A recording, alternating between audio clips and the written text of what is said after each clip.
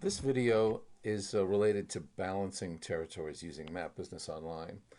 And so what I've done is I've created a set of territories that I'm working on, and the goal is to get about 1 million people in each territory. So my balancing factor in this case is population, which I have added to my territory labels. And I've also, as you can see in the background here, I've added them to my zip code labels as well, which helped me gauge how many zip codes I needed per given territory. And so if I just get rid of the territories for a minute and move over to the west, I can show you that I grab a polygon tool, and to make a territory, I simply run my polygon or maybe my freeform tool through all the zip codes that I think will help me gather approximately 1 million people. I'm not really looking at that closely right now because I just want to get this done for you. So I'm going to call this territory 1 and create. And it immediately brings up the data window view, which totals down below. And you can see I've got 1,285,000 here. And then if I go over here and look at my territory that I just created, you can see I've got 1,285,000. So I've got some adjustments I might need to do to get that territory down. So for instance, I could just grab my zip code. I click my mouse here, and because I've got both territory and zip code underneath my mouse, it gives me the option. I pick the zip code, I hold down the shift key, and I quickly grab a couple of territories, and then I click edit territory, and I will remove from that territory, territory 1, edit. And so on a real basic level, that's a quick way for you to create a territory, edit that territory, and get it close to the goal of 1 million. So let's go back over here to my territory layer, and let's look at the various territories that I've got here. So I want to point out that I've got population and median income in the labels.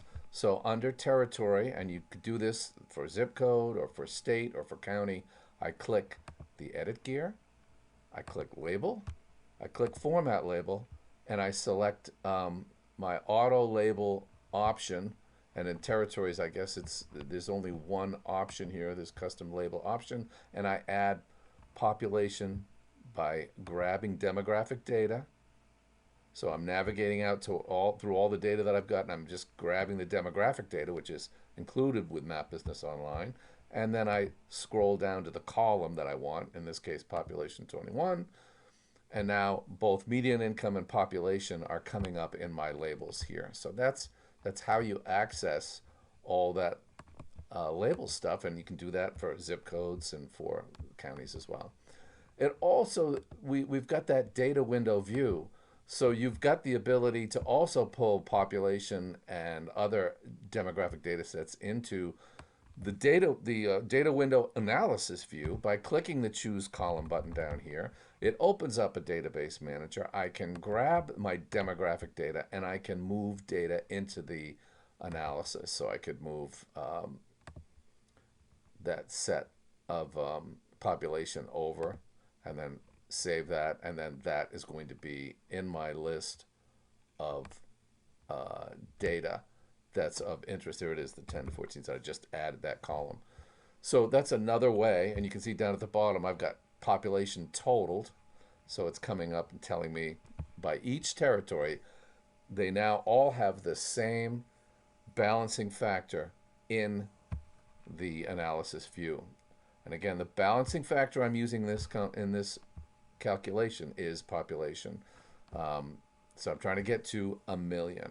So you can see here in the flatlands and here in Brooklyn East, I'm over 1 million by quite a bit.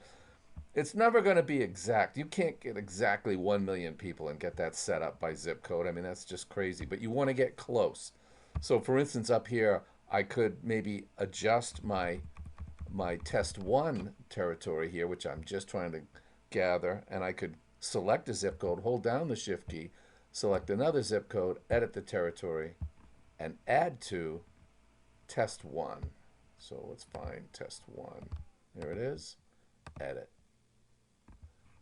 So there, now we've taken that territory and gotten our million out of it. So we've balanced that with the other ones. Down here, we've got Brooklyn East and we've got Flatlands. They're over by quite a bit. So my solution would be to consider just creating a new territory between the two. So I've got my polygon selected. I could use the freeform tool. Let's try that. And then we just run our line through the zip codes that we want to pull in or to create a new territory. And I'm just going to grab those up like that. We know we're querying the zip code layer, not the territories. We're making a new territory. And I'm going to click move. Well, I'm going to make a name here first, I guess. Test 3 will be the name of this territory down here. And so we're creating a new territory. There it is. And it's got 735 in there. So we know what size the territory is. I'm going to delete that polygon because I no longer need it. You can see it's selected. And now you can see there's funny colors there, which is an indication that I've got overlap. And the reason is because we created the new territory, but we didn't remove anything. So there's a couple of steps we want to go to completely balance here. We need a little bit more juice, a little bit more population in this test territory here.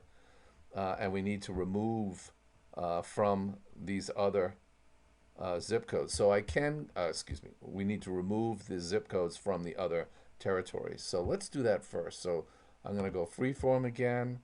And I guess I could have used that line that I had before, but I didn't. And so we're going to go up here. And I'm going to go zip code. And I'm going to remove from test 3. No, I'm not. I'm going to remove from Brooklyn East, which is the purple. So I'm going to click edit. And that gave me now that single color. And you can see the population went down in Brooklyn East. It didn't go down here. I'm going to reselect this. I'm going to search the zip codes again. And I'm going to remove from Flatlands. Edit. There we go. And so now the Flatlands is down smaller and the Brooklyn East, and I still think I could move. I'm going to delete my polygon. I still think I could move some data. So I'm going to take my cursor and I'm going to select the zip code. It gives me an option. I'm hovering over Brooklyn East and that zip code. I'm going to select that zip code.